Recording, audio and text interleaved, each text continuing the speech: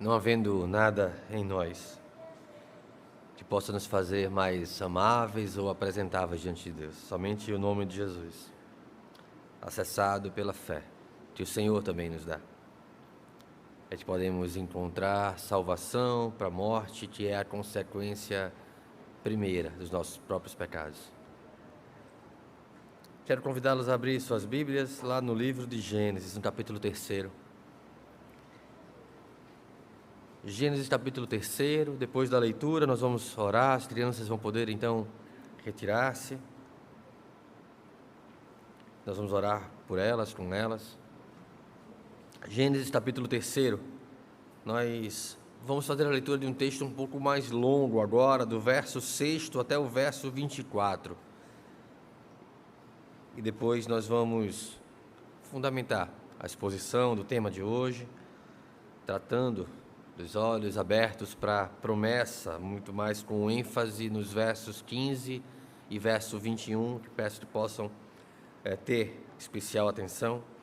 Gênesis capítulo 3, dos versos 6 ao verso 24, diz assim a palavra de Deus: Vendo a mulher que a árvore era boa para se comer, agradável aos olhos, e árvore desejável para dar entendimento, tomou-lhe do fruto e comeu, e deu também ao marido, e ele comeu. Abriram-se então os olhos de ambos, e percebendo que estavam nus, coseram folhas de figueira e fizeram cintas para si. Quando ouviram a voz do Senhor Deus, que andava no jardim pela viração do dia, esconderam-se da presença do Senhor Deus, o homem e sua mulher, por entre as árvores do jardim. Chamou o Senhor Deus ao homem e lhe perguntou: Onde estás? Ele respondeu: Ouvi a tua voz no jardim, e porque estava nu, tive medo e me escondi. Perguntou-lhe Deus: Quem te fez saber que estavas nu? Comestes da árvore que te ordenei que não comesses? Então disse o homem: A mulher que me deste por esposa, ela me deu da árvore e eu a comi. Disse o Senhor Deus à mulher: Por que é isto que fizeste? Respondeu-lhe a mulher: A serpente me enganou e eu comi. Então o Senhor disse à serpente: Visto que isso fizeste, maldita és entre todos os animais domésticos, e o és entre todos os animais selváticos. Rastejarás sobre o teu ventre, e comerás pó todos os dias de tua vida. Porém, inimizade entre ti e a mulher, entre a tua descendência e o seu descendente. Este te ferirá a cabeça, e tu lhe ferirás o calcanhar. E a mulher disse: Multiplicarei sobre modo os teus sofrimentos da tua gravidez. Em meio de dores darás à luz filhos. O teu desejo será para o teu marido, e ele te governará. E a Adão disse: Visto que atendestes a voz de tua mulher, e comestes da árvore que eu te ordenara não comesses, maldita é a terra por tua causa. Em fadigas obterás dela o sustento durante os dias da tua vida.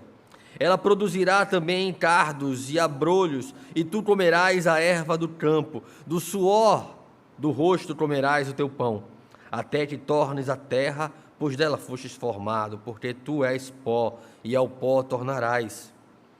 E deu o homem o nome de Eva, a sua mulher, por ser a mãe de todos os seres humanos. Fez o Senhor Deus vestimentas de peles para Adão e sua mulher, e os vestiu. Então disse o Senhor Deus: Eis que o homem se tornou como um de nós, conhecedor do bem e do mal. Assim que não estenda a mão e tome também da árvore da vida, e coma e viva eternamente. O Senhor Deus, por isso, o lançou fora do jardim do Éden, a fim de lavrar a terra de que fora tomado. E expulso o homem, colocou querubins ao oriente do jardim do Éden, e o refulgir de uma espada que se revolvia para guardar o caminho da árvore da vida. Até aqui. Convido as crianças a virem à frente. Elas terão a oportunidade também de continuar adorando ao Senhor, ouvindo a palavra do Senhor, de maneira que possam compreender e crescer nela. Vamos pedir para que Deus, então, use cada um dos professores a ensinar a sua palavra, as orações desses pequenos, Que Deus tenha misericórdia deles, que tenha misericórdia de nós, que possa aplicar a sua palavra em nossas orações. Pai bendito, todo-poderoso Deus, louvado seja o teu nome, Pai, porque tu és bom.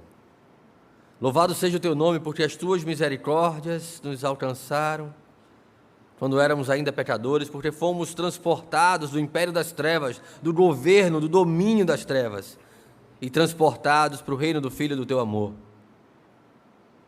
Te louvamos, Senhor, porque pelo teu Espírito, pela fé, a mensagem de Cristo, Deus, entregue em nosso lugar, fez sentido em nossos corações. E por causa dele, e somente por causa dele, nós encontramos salvação, redenção, reconciliação com o Senhor. Ó Pai, tem misericórdia de nós, que somos pecadores diante da Tua palavra, da boca do Senhor. E que diante dela, nós sejamos por ela moldados, transformados. Que a nossa mente seja renovada, que a nossa vida seja um culto racional na Tua presença. E que em tudo seja o Teu nome glorificado, em nome de Jesus. Amém. Meus irmãos, nós vamos concluir a série dessa exposição. Nós falamos um pouco sobre como a promessa do pecado, ela nos é apresentada. Depois falamos um pouco sobre a vergonha que ela traz. Discutimos o tema do juízo de Deus, de como Deus então exorta e julga, sentencia a serpente, Eva, Adão. E hoje eu queria dar uma ênfase especial de como ele provê a restauração, o caminho, o mediador, para que a comunhão com ele fosse então restaurada, que a esperança, em meio àquele casal caído, pudesse se perpetuar ao longo do tempo e da história, até o momento em que levantaria esta igreja, até o momento que levantará toda a igreja invisível do Senhor, até o momento em que Cristo voltará. Deus não muda, Deus é o mesmo. Deus não pode mudar, porque Ele não pode declinar de sua natureza, diminuir a sua natureza, nem melhorar a sua perfeição absoluta. Também porque Deus não muda, seus planos não mudam e seus propósitos não mudam, eles continuam, eles permanecem para sempre. Deus não reage, Deus somente age na história, no tempo. Seus propósitos duram para sempre, porque Deus é eterno. Ele é eterno no passado, todo o passado de Deus é eterno, Ele é eterno no futuro. Deus sempre existiu, não há mudanças em Deus, nem variações, nem surpresas. Uma vez que Ele conhece o futuro, que Ele mesmo planejou, de acordo com o seu decreto inalterável, Ele sempre age do modo como planejou desde a eternidade passada até a eternidade futura. Assim, Ele predeterminou, pré-ordenou a redenção de um povo para a sua glória, e toda a eternidade passada, desde todo o tempo passado, Ele determinou soberanamente salvar a humanidade, levantar uma igreja que viria a compor um grupo de redimidos. É esse grupo que a igreja, de modo especial, faz parte.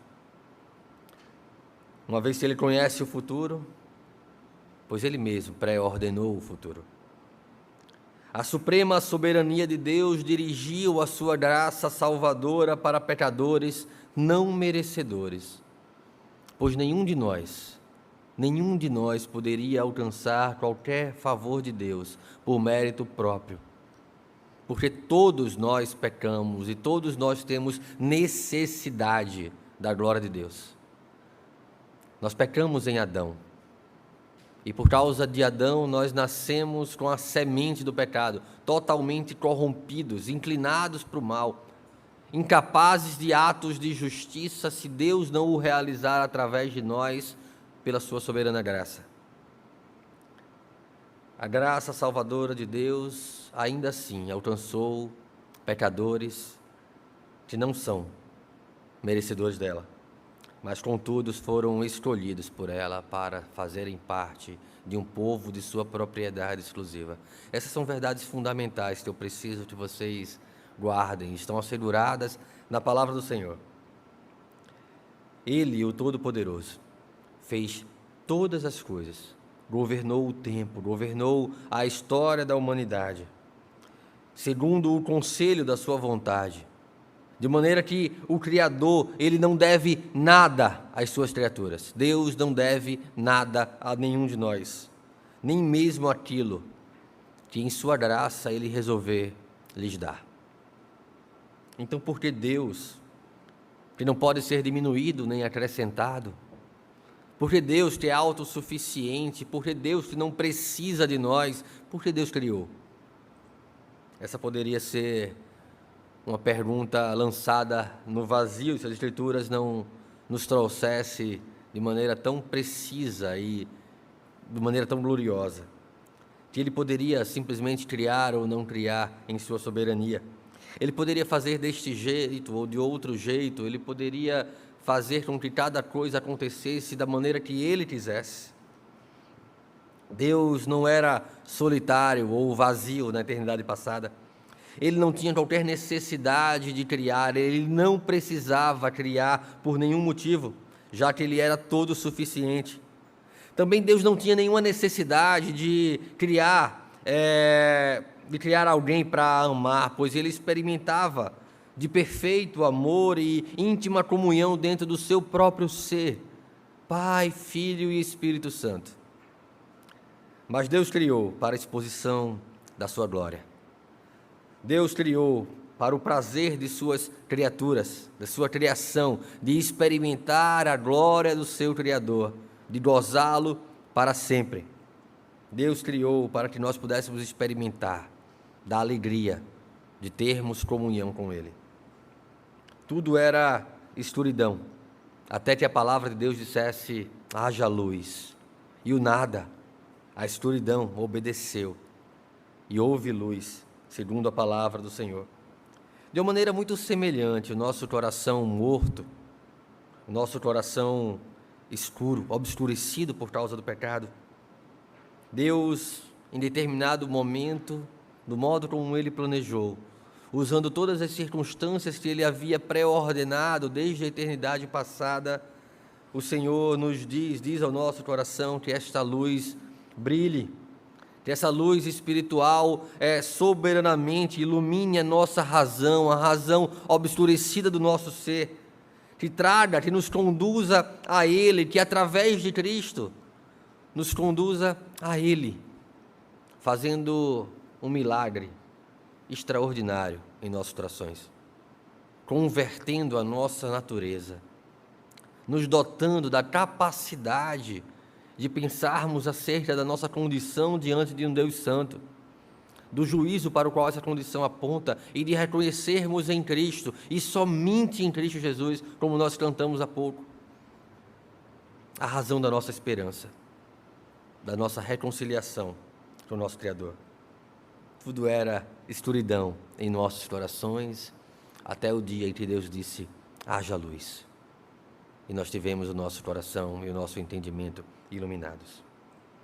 Em seu firme propósito, e eterno propósito, de fazer preservar a sua criação, Deus, pela graça, trouxe a Moisés, um homem como qualquer um de nós, e não pelo fato de ele ter sido feito alguém poderoso no Egito, não, depois de humilhá-lo no deserto, quando ele não era ninguém, Deus fez dele alguém e trouxe a ele uma mensagem maravilhosa, que nem mesmo a cosmovisão mística daquela geração, entre aspas, culta do Egito, e tampouco o coração pecador de Moisés poderia imaginar, se Deus não tivesse revelado a ele de maneira sobrenatural, para que este texto, para que todo o Pentateuco ali escrito por Moisés, mas em especial o livro de Gênesis, viesse até nós, trazendo luz à maravilhosa graça do Senhor, nos revelando as riquezas do amor de Deus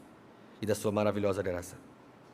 O primeiro livro inspirado, escrito por Moisés, é o livro de Gênesis, o livro da origem, o livro do princípio. Na tradição judaica, o nome do livro é o nome da sua primeira expressão. Nós vimos isso quando aprendemos sobre o livro de Números.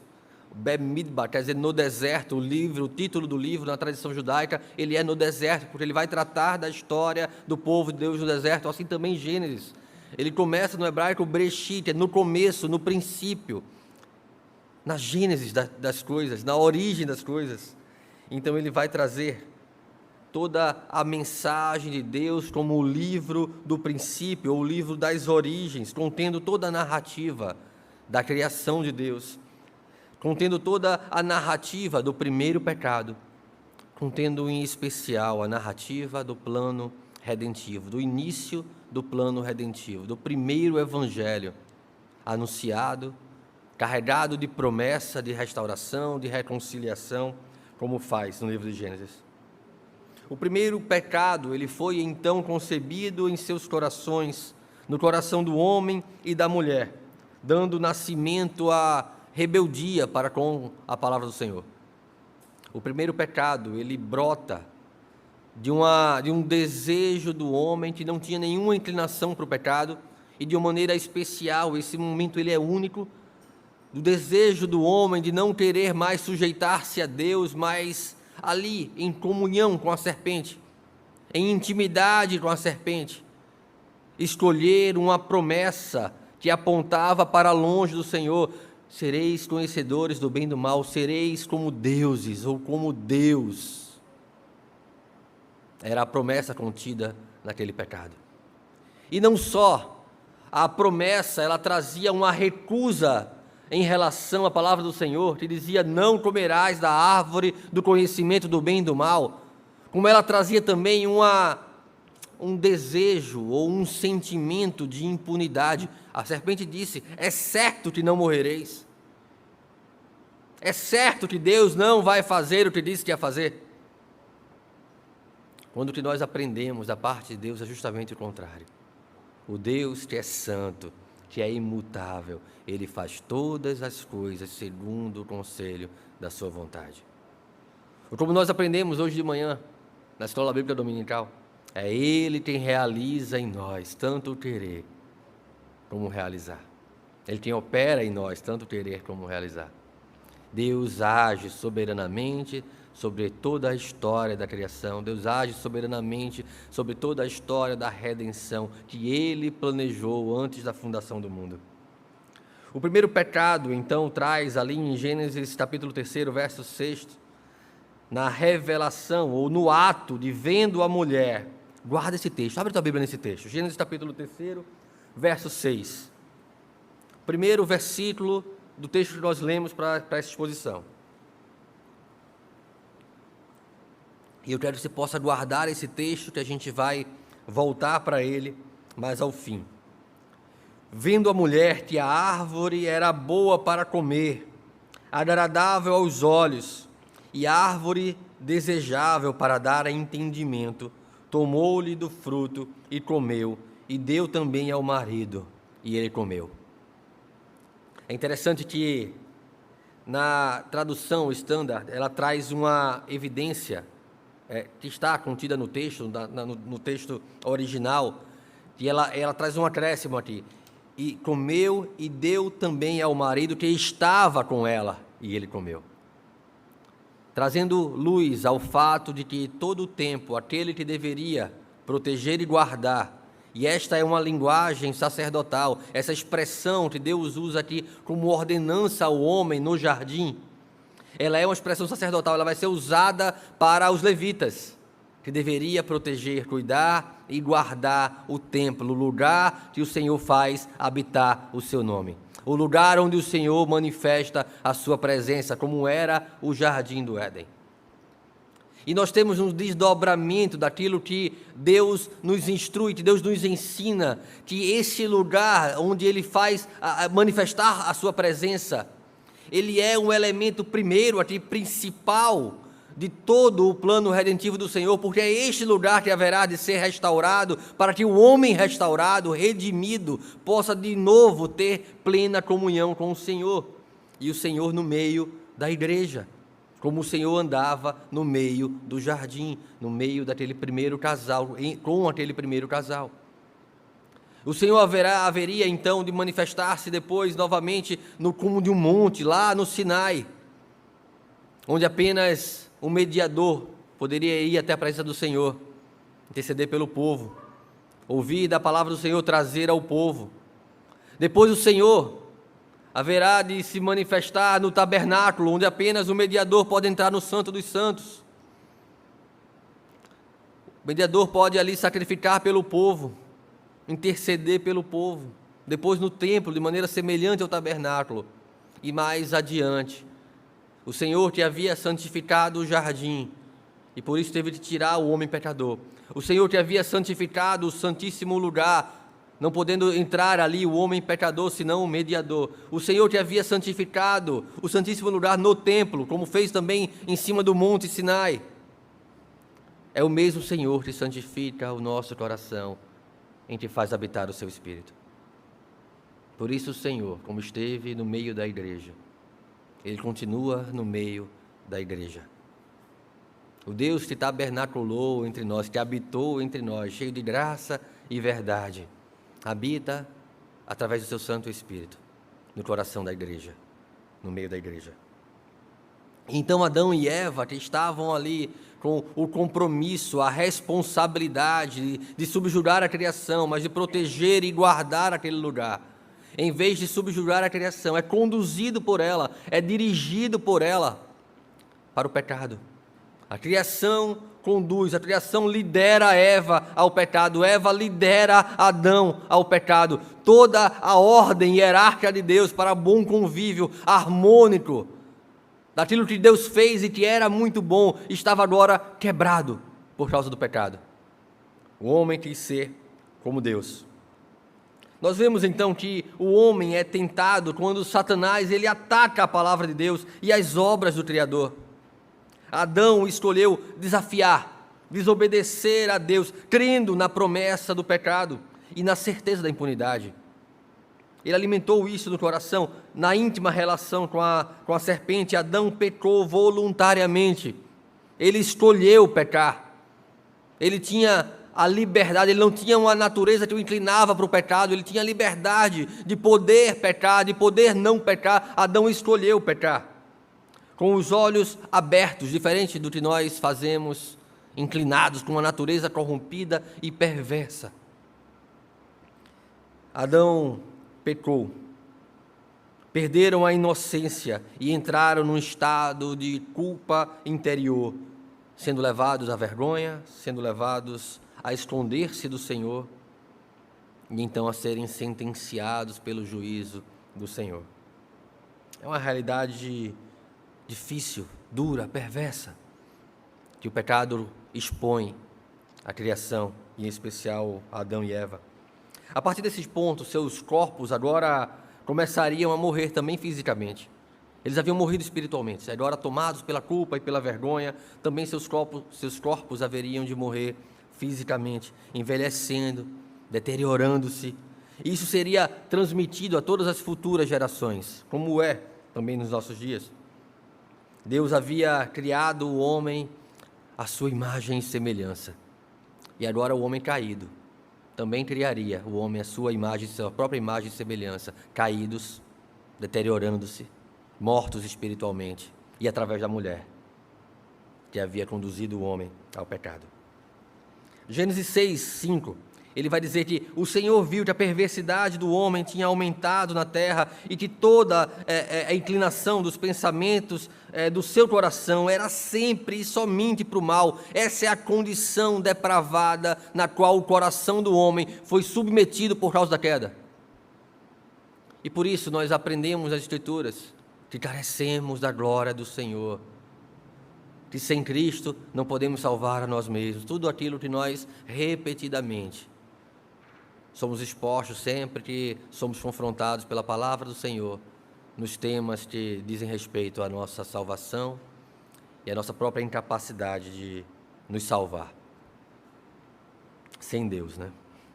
Agora, um sentimento de contaminação, um sentimento de sujeira, um sentimento de perversidade, ele contamina e perturba a consciência do homem dali para frente. A culpa manifestou a relação do pecado com a própria justiça de Deus. O homem, então, culpado foge de Deus. O homem culpado nega a Deus. O homem culpado esconde-se de qualquer coisa que possa apontar o dedo para a sua culpa. Eles haviam morrido espiritualmente. Haviam se tornado-se estranhos para com Deus e estranhos um ao outro. Eles se escondem, acusam-se mutuamente.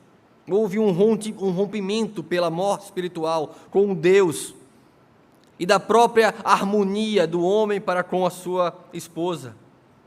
A natureza pecaminosa, que agora domina suas vidas, inclina os seus corações e os seus atos para o mal, dirigindo para toda a sorte de males com as quais o coração de cada um dos homens pecadores podem encontrar algum prazer circunstancial, longe do seu Criador. O homem estava cheio de temor pecaminoso, como nós, quando muitas vezes falhamos naquilo que prometemos não fazer. Enchemos nosso coração de culpa e temor pecaminoso. A ausência do amor dá lugar ao medo. Ele fugiu da presença de Deus, ele resistiu em assumir a sua transgressão. Não diferente da nossa situação, tantas vezes, quando somos encontrados culpados. Quando sabemos que não era assim, que disse o Senhor na sua palavra. A natureza pecaminosa agora domina toda a criação de Deus. Mas no verso 15 do capítulo 3, eu pedi para que vocês pudessem lê-lo com atenção, com a devida atenção. Se o homem caiu, no verso 6, diante da promessa do pecado, o verso 15 do livro de Gênesis, capítulo 3 do livro de Gênesis, ele traz a mais antiga promessa de Deus ao homem caído. Deus prometeu ao homem e à mulher que o seu resgate viria. Na verdade, essa não foi uma promessa diretamente a Adão. Percebam que Deus não está falando aqui com Adão ou com Eva. Ele está falando com o acusador, com a serpente, e por trás dela, com Satanás. Uma vez que é declarada a palavra de maldição àquele que incitou o pecado, Adão e Eva ouvia atentamente ao plano da promessa de Deus, como Deus faria para restaurá-los daquela condição. Gênesis 3,15, eu queria que você pudesse ler comigo esse texto. Diz a palavra do Senhor, Gênesis 3,15: porém inimizade entre ti e a mulher, entre a tua descendência e o seu descendente, este te ferirá a cabeça, e tu lhe ferirás o calcanhar. A expressão aqui é inimizade, é mesmo a inimizade, é um sentimento de antagonismo, de não comunhão. Deus dita a sentença e inicia por onde começou o pecado. Se Deus chama a responsabilidade de acordo com como deveria ser a responsabilidade, chamando a atenção do homem, chamando a atenção da mulher, Deus agora inicia todo o seu julgamento e sentença a partir de onde iniciou o pecado. E eu não vou entrar na temática da sentença, do julgamento, nós fizemos isso na mensagem anterior. Mas há nesta sentença em especial a origem do plano da promessa de Deus para a restauração e redenção de seu povo. Sob o disfarce da serpente, o diabo é sentenciado a ser maldito, detestado e aborrecido por toda a humanidade, também a ser, ao final, destruído e arruinado pelo Redentor. O fruto desta inimizade é a existência de uma guerra contínua entre a graça e a corrupção no coração dos homens. E não deve haver acordo entre a alma santificada e Satanás. Não deve haver acordo entre os princípios e valores da igreja e os princípios e valores dessa geração perdida e pervertida, que não se conduzem para perto do Senhor. Não deve haver acordo entre o céu e o inferno, eles não podem ser reconciliados. Porém, a expressão porém inimizade tem em Deus por sujeito absoluto. E eu quero chamar a atenção para esse texto. Porém, inimizade entre ti e a mulher, entre o seu descendente e o descendente desta. Deus trata aqui com a semente das gerações futuras. Ele impõe um sentimento de animosidade entre a serpente e a mulher. E aí é importante que compreendamos isso. Esta inimizade, ela é extremamente necessária para a nossa redenção.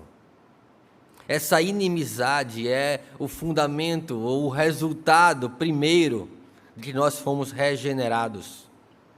Porque se não houver inimizade entre o povo de Deus e o maligno, e a perversidade dessa geração, nós estaremos continuamente amando o mundo e as coisas que há no mundo. Essa inimizade é o primeiro ato redentivo operado na história da humanidade. Quando Deus nos regenera, quando Deus nos reconcilia com Ele, Ele nos faz inimigos do mundo. A nossa relação para com o mundo passa a ser uma relação de inimizade. Por mais que a igreja secularizada, e é curioso, nós cantamos aqui que as portas do inferno não prevalecerão contra a igreja. Quem dera as portas da igreja não prevalecessem contra o inferno entra na igreja. O inferno faz bagunça na igreja. E a igreja, uma vez seduzida pelos valores infernais, querem muitas vezes moldar-se para ser amada pelo mundo. Quando Deus diz, como princípio redentivo, que uma vez regenerado, uma vez criados de novo, é posto em nosso coração inimizade para com o mundo, inimizade do mundo para com a igreja.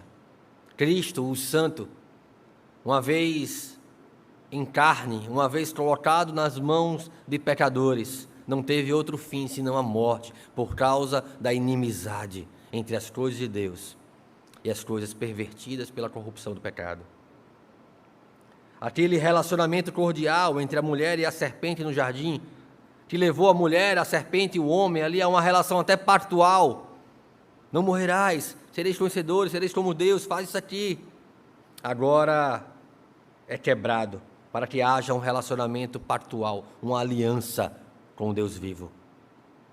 1 João, no capítulo 2, versos 15 a 17, diz assim: não amem o mundo, nem o que nele há. Se alguém amar o mundo, o amor do Pai não está nele. Pois tudo que há no mundo, a cobiça da carne, a cobiça dos olhos e a ostentação dos bens, não provém do Pai, mas do mundo. O mundo e a sua cobiça passam, mas aquele que faz a vontade de Deus permanece para sempre. Notem aqui no texto, a cobiça da carne, a cobiça dos olhos e a ostentação dos bens, ou a soberba da vida, como traz algumas traduções, fazem contraste claro com a promessa do pecado. Pois a mulher, lá em Gênesis 3, capítulo 3, verso 6, vai ser seduzida porque a árvore era boa para se comer, agradável aos olhos, e a árvore desejável para dar entendimento. João vai chamar isso de cobiça da carne, de cobiça dos olhos, e de soberba da vida, de ostentação. Da semente da mulher haveria então de surgir aquele por meio do qual a igreja prospera, fazendo distinção entre os filhos da ira, os filhos do diabo e os filhos de Deus, de acordo com o que Deus pré-ordenou na eternidade, antes da fundação do tempo. A descendência de Adão, da descendência de Adão, viria um representante que haveria de se opor ao diabo, de manifestar a inimizade com o diabo, e que através dessa inimizade e da vitória deste mediador, nós seríamos reconciliados não com o mundo, mas com o Criador, com o Senhor. E então seria posto em nossos corações a inimizade com os filhos da ira. Esse é o centro de toda a vida cristã e o foco do nosso relacionamento, do relacionamento pactual, de aliança entre Deus e o homem. Foi assim que a redenção deu seu primeiro sinal de esperança dentro da história da humanidade, afirmando que o homem pecador, que ao homem pecador, Deus haveria de providenciar o resgate e a restauração. Deus haveria de providenciar a comunhão, a reconciliação e um retorno ao jardim. Esse é o propósito de toda a criação. Ela começa no jardim e ela termina no jardim. Esse Gênesis 3, 2, 1, 2 e 3, e em especial Gênesis 2, quando Deus põe o homem, descansa o homem no Éden. Começa a história da humanidade num jardim. É assim também que Apocalipse vai trazer a restauração dos nossos corpos glorificados num jardim onde lá está a árvore da vida. É assim que Jeremias vai tratar do verdadeiro pastor que haverá de vir restaurando o jardim, restaurando o lugar onde o homem então passará a habitar. É assim todo o plano da promessa do Senhor. É assim que se faziam as cortinas do templo, com flores do jardim. Todo o plano de Deus passa por uma restauração, da reconciliação e da transformação desta comunhão que Deus então havia estabelecido desde a origem, desde o Gênesis. Mas há algumas verdades importantes neste primeiro evangelho, sinais acerca de Cristo. Pois assim como Deus, em sua soberania, mostrou o seu amor ao homem perdido logo no início da sua queda, a esta miserável condição de pecador, Deus traz uma promessa gloriosa de redenção neste proto-evangelho, neste primeiro evangelho aqui, no verso 15 do capítulo 3. A primeira evidência que aponta para Cristo aqui é a sua encarnação, ou a sua vinda em carne. Aquele que haveria de vir, viria da descendência da mulher, viria em carne, e o Salvador seria semente da mulher. Depois, o texto traz ainda uma mensagem importante acerca do seu sofrimento. Foi designado de Satanás, lhe feriria o calcanhar. Ele feriria o calcanhar do Messias, a sua natureza humana. E os sofrimentos de Cristo, eles continuam através do sofrimento da igreja no tempo presente. Embora o cabeça da igreja esteja nos céus, o calcanhar dele continua sendo afligido neste tempo, a igreja. Terceiro, a sua vitória sobre Satanás. Cristo frustrou as tentações de Satanás. Ele manifestou a inimizade, resistindo à tentação. Ele resgatou as almas de suas mãos e, através da sua morte, ele trouxe o golpe fatal, o golpe mortal sobre o reino do diabo, uma ferida incurável na cabeça da serpente. Essa promessa, ela foi ouvida por Adão e Eva ali naquele momento, carregada de expectativa pelo primeiro casal, que passou a esperar então, a ter fé, a ter expectativa da vinda de seu Salvador. De modo que Caim, quando nasceu, a palavra de Eva está lá em Gênesis capítulo 4, verso 1, adquiri um varão com o auxílio do Senhor. Esperava Eva ver em vida a redenção, esperava Eva ver em vida a restauração, a reconciliação. Mesmo que enganada, era Caim. Nós sabemos, ela não sabia. Ela diz adquirir um varão, e se nós tentarmos trazer essa tradução de maneira mais literal, o texto diz, gerei um varão, o Senhor, manifestando a expectativa de uma esperança que nós carregamos nos nossos dias, naquele que veio o varão, o Senhor. Ele se fez carne. Ele é a luz do mundo. Fora dele não há salvação. Precisamos ser enxertados nele se quisermos manifestar vida e vida em abundância. No verso 20 do capítulo 3, diz: E deu o homem o nome de Eva, sua mulher, por ser mãe de todos os seres humanos. Adão, e nós vemos Adão exercer sua autoridade de maneira especial 2 vezes, dos primeiros capítulos de Gênesis. A primeira vez é quando Adão, lá no capítulo 2, verso 23, ele chama sua esposa de varoa. Se ele era o varão, ela é a varoa. Ele implicitamente ele reconhece a igualdade e complementariedade entre eles. E agora, Adão mais uma vez, agora restaurado, agora confrontado pelo Senhor, exortado pelo Senhor, Adão chama a varoa, que não tinha nome até aqui, de Eva. E lembremos que aquele que tem a autoridade é o que dá nome. Adão tinha autoridade sobre a criação, e ele dava nome à criação. E aqui ele dá nome à sua esposa, pondo-lhe o nome de Eva. Adão creu na promessa do Senhor. Ele creu na continuidade da vida. Se o salário do pecado é a morte, ele creu que na redenção haveria de ter vida, porque Deus havia prometido um descendente. Deus havia prometido que da descendência viria a restauração, a redenção. Então ele põe na sua esposa o nome de Eva, que quer dizer vida, e chama ela de mãe de toda a humanidade, manifestando sua fé naquilo que havia sido dito para a serpente. Da descendência da mulher viria aquele que derrotaria a Satanás. A mãe de todos os homens teve em seu nome a bênção da promessa, pois se a consequência do pecado, o salário do pecado é a morte, a graça que superabunda sobre esse pecado, que vem pela justiça satisfeita em Cristo Jesus como Redentor, traz a vida, e vida eterna, e vida genuína em abundância. Não há vida no que o mundo pode nos oferecer. Não há vida nos valores desta geração perdida e pervertida. Talvez algum prazer circunstancial, alguma alegria momentânea, mas nada que possa cobrir as vergonhas do pecado. Talvez folhas de figueira, mas nunca a pele com a qual Deus vestiu, cobrindo as vergonhas do homem e da mulher.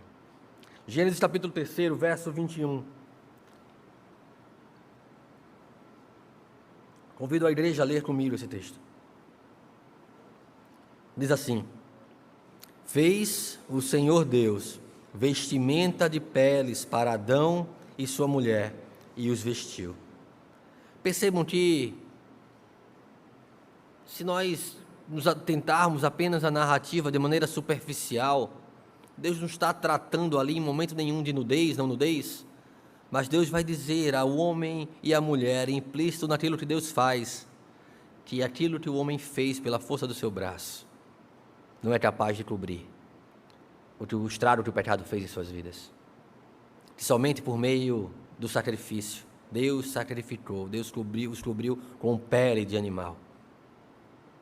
Apenas por meio do sacrifício de Cristo podemos ter as nossas vergonhas, o nosso pecado coberto, a multidão dos nossos pecados cobertos por causa do sacrifício de Cristo. Eu não lembro exatamente quem disse, se Spurgeon, talvez, que se, mesmo que os nossos pecados sejam altos como o mais alto monte desta terra, ainda assim, eles não podem prevalecer, sendo cobertos pela graça do Senhor, que superabunda sobre todos os nossos pecados. É isso que nos faz nova criatura. A esperança e a convicção de que não há nada que possa fugir do controle das mãos de Deus, e de que não há nenhum pecado que venhamos a ter cometido em nossas vidas que não possa ser coberto pela graça do Senhor. É a condição e inclinação para o pecado que faz com que todos nós nos ponhamos como miseráveis homens que nós somos. Sem Cristo estaríamos perdidos. Após pecarem contra Deus, após serem confrontados pelo Senhor, Adão e Eva deram respostas que mostraram, sim, a incapacidade deles de resolver o problema com o pecado. Costurar folhas de figueira, coser folhas de figueira, fugindo, acusando-se, não iria resolver o problema. Nesse contexto, Deus havia providenciado uma solução que foi ao encontro do trágico drama daquela queda. Cobrir a sua nudez com pele de animal. Cobrir a sua vergonha, o seu pecado, a sua culpa com sacrifício. Naquele instante, o Criador, ele transferiu a culpa pelo pecado dos nossos primeiros pais para um animal inocente, cujo sacrifício simboliza aquilo que Cristo fez para salvar as nossas vidas e cobrir o nosso pecado, cobrindo a nossa nudez, a nudez do pecado da nossa geração. Hebreus capítulo 9, verso 22, diz o autor de Hebreus: de fato, segundo a lei, quase todas as coisas são purificadas com sangue, e sem derramamento de sangue não há perdão. Deus mostrou naquele sacrifício. E percebam, quando Deus faz roupas para os primeiros pais, Ele ensinava para Adão e Eva que não poderiam cobrir a vergonha deles pelas próprias mãos, com folhas de figueira. Era necessário o derramamento de sangue. Era necessário que um animal inocente fosse morto pela culpa, pela transgressão deles. Foi necessário, então, que o sangue fosse derramado. Os animais de onde as peles foram extraídas, eles não foram mortos para serem comidos pelo homem, mas como sacrifício, para tipificar a Cristo, que haveria de morrer para cobrir as nossas vergonhas e os nossos pecados. Para nós, então, aprendermos que os adornos e vestimentas do nosso século, do nosso tempo, como nós quisermos chamar, aprendermos que as marcas de grife, o nosso status, o nosso muito conhecimento acerca disso, daquilo, nossas especializações, a beleza das estampas com que nos vestimos, ou mesmo a convergência do nosso estilo com a moda dessa geração, nada disso pode cobrir um coração vazio. Nenhuma pintura de maquiagem pode cobrir um rosto cansado. Nenhuma virtude dessa geração pode preencher o buraco do coração de um homem que não tem satisfação, porque não tem o Senhor, porque não tem Cristo, porque não consegue encontrar o contentamento, a paz que somente o Senhor pode dar. O que difere a igreja desta geração perdida não são as circunstâncias mais fáceis para a igreja, não, são as mesmas. Estamos sujeitos às mesmas dores, às mesmas situações de doença, de desemprego, de perda, de aflição, de opressão, de perseguição. Estamos sujeitos às mesmas mazelas dessa geração, mas o que nos diferencia é a paz, é a esperança. Quando Paulo escreve aos Filipenses, não devemos andar ansiosos com coisa alguma, não é porque as adversidades não ocorrerão, mas é porque nós lançamos elas em oração diante de Deus. E agradecidos de reconhecer a nossa esperança no Senhor. E então diz Paulo lá aos Filipenses que a paz de Deus, que excede todo o entendimento, guardará o nosso coração e a nossa mente. Que então, em vez de ansiedade que perturbava, agora passa a ser preenchida por tudo que é bom, por tudo que há boa fama, por tudo aquilo então que Paulo vai trazer uma relação de coisas boas que devem então preencher o nosso pensamento. A ansiedade é trocada por essas coisas, quando nós temos esperança no Senhor. Nada que esse mundo possa nos oferecer serve para cobrir a nossa nudez, a nossa vergonha, a nossa culpa. O chamado de Deus é um chamado que expõe o pecado. Ele revela a iniquidade que nos separa dele. Ele nos humilha, Ele nos confronta, como deve fazê-lo, para que nós venhamos então a reconhecer que não devemos perseguir nesse caminho. Percebam como tantas vezes é necessário que sejamos levados à humilhação, para que venhamos a reconhecer o nosso pecado, porque o nosso coração enganoso tem mais dificuldade com o nosso pecado exposto aos olhos dos outros do que aos olhos do nosso próprio Criador. E quando isso acontece, Deus nos quebra, nos humilha diante dos homens, diante dos nossos ídolos, para nos remodelar, para nos moldar de acordo com aquilo que é o seu eterno propósito para nossas vidas. Dessa maneira, enquanto não for regenerado, o homem caído não pode e nem quer buscar o Senhor. Ele não tem condições, nem vontade para isso. Até que o próprio Deus se manifeste e busque, e imprima em seu coração a sua promessa eterna, o escape por meio da redenção, por meio da restauração, por meio de Cristo Jesus. Percebo que ao longo da história e a partir deste primeiro evangelho, todo o tempo nós vamos ver um homem perdido e Deus vindo em direção ao homem. Nunca o homem indo em direção a Deus. Nunca o homem atentando sobre sua necessidade do seu Criador. É sempre Deus vindo ao homem. Em Gênesis 6 nós vamos ver aquela geração perdida, misturada, corrompida. E Deus então separa Noé para reconstruir uma criação que foi desconstruída no dilúvio. E ainda assim, mesmo separando uma família por meio de um homem justo, há pecado, a inclinação natural do homem é para o pecado, então o homem se perde. O homem quer chegar-se a Deus pela força do seu braço, e então Deus espalha o homem ali a partir da narrativa de Babel, e depois vai buscar alguém que vem lá da cidade de Ur dos caldeus, um homem em meio à idolatria do seu tempo, e Deus então faz desse homem o pai de uma nação, que Deus então sustenta o tempo todo para guardar a sua aliança, para sustentar a sua aliança, para que ela viesse então a ser revelada em Cristo Jesus, mas até vir a ser revelada em Cristo Jesus, passa por maus bocados. É idólatra no Egito, Deus levanta Moisés, estabelece a lei e a conduta. É idólatra no deserto. Depois, quando chega na terra prometida, quer um rei para se fazer igual às outras nações.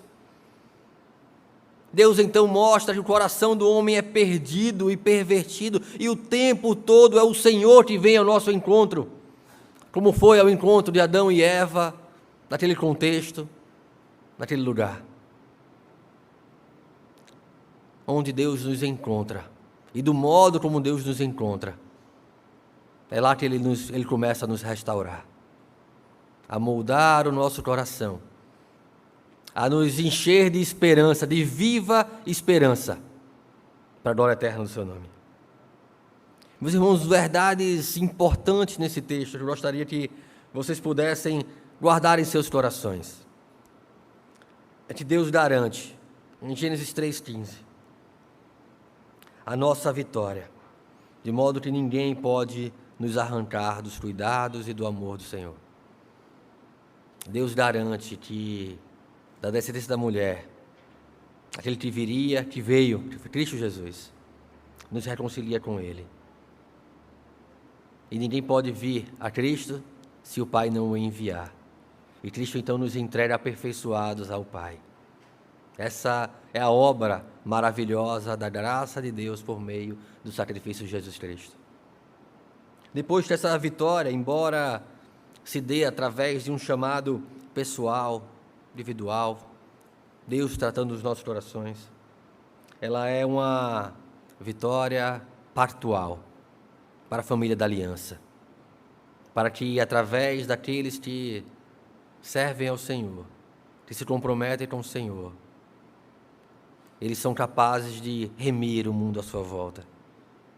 Paulo vai ensinar isso sobre o casal que se põe em juro desigual, a esposa que então é convertida e o marido continua ímpio, e Paulo diz, olha, não separa, para que ele seja tratado na sua santificação, no seu aperfeiçoamento, para que você seja meio de graça para a vida dele.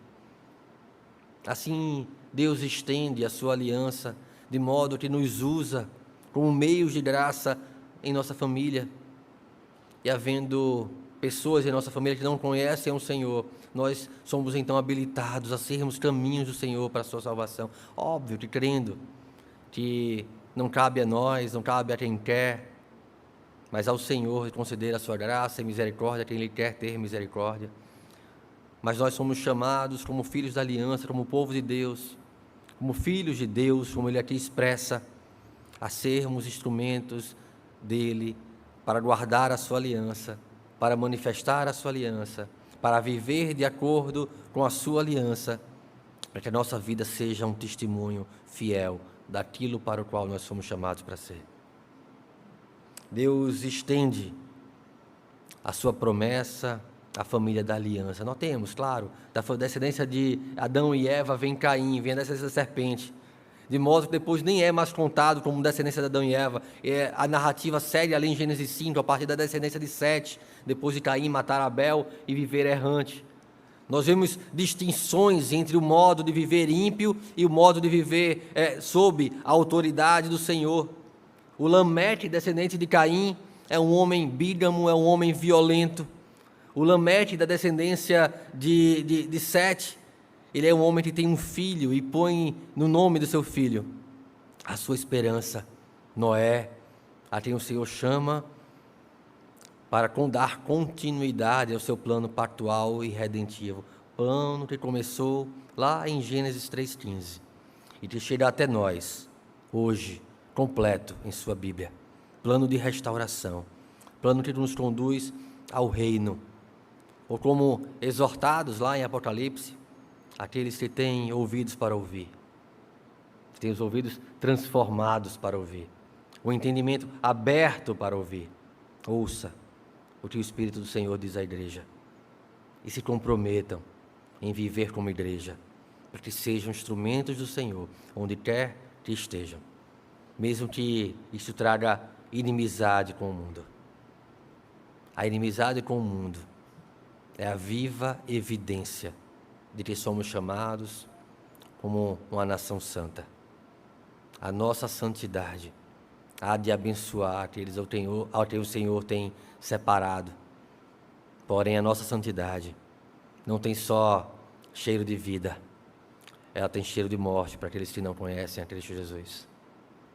Eu queria terminar esta exposição de hoje lembrando do finalzinho da história do livro do C.S. Lewis, que eu tenho compartilhado nas outras mensagens,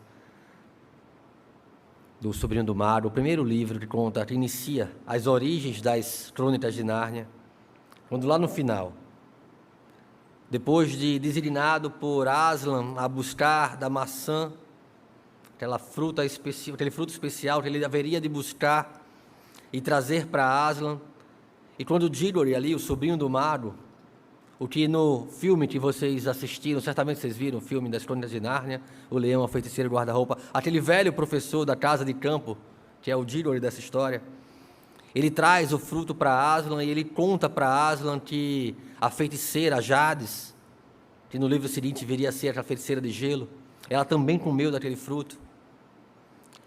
E aí Diggory e Polly indagam Aslan, mas o que vai acontecer com ela? E Aslan olha para eles e diz, o que vai acontecer com elas, o que é para acontecer. Ela vai continuar jovem eternamente, com o poder de uma deusa. Mas a perenidade da falta de virtude é a perenidade da desgraça. Ela não vai querer mais o fruto, porque o fruto agora tem um cheiro, um odor, que faz com que ela rejeite, que ela não queira, que ela tenha medo dele. Assim é a mensagem da cruz. Ela tem cheiro de vida para aqueles que são os filhos da obediência, porém tem cheiro de morte, de inimizade, de juízo para aqueles que não são. As nossas virtudes serão carregadas de inimizade para com o mundo, mas as nossas virtudes em Cristo Jesus será sempre o elo que nos une e que é maior do que todas as nossas diferenças. Nisso que está fundamentada a igreja desde Gênesis 3, quando o homem resolveu agir contra o seu Criador. E Deus proveu o escape que alcançou a cada um de nós que aqui está reunido para a sua adoração. Vamos fechar nossos olhos, vamos orar nesse momento e depois eu convido a ficar de pé para que cantemos juntos um hino de adoração ao Senhor. Pai bendito, te louvamos, Deus, pela tua maravilhosa graça. Porque quando não dependia de nós, quando era impossível a nós, o Senhor fez possível através de Cristo Jesus. O Senhor colocou fé em nossos corações, iluminou o nosso entendimento e nos fez diferente de todos os demais. Ó Deus, tira do nosso coração, traz luz a tudo aquilo que compete com o Senhor em nossas vidas, para que as nossas vidas tragam cheiro de vida para aqueles que são teus, Senhor. Assim te pedimos e clamamos em nome de Jesus. Amém.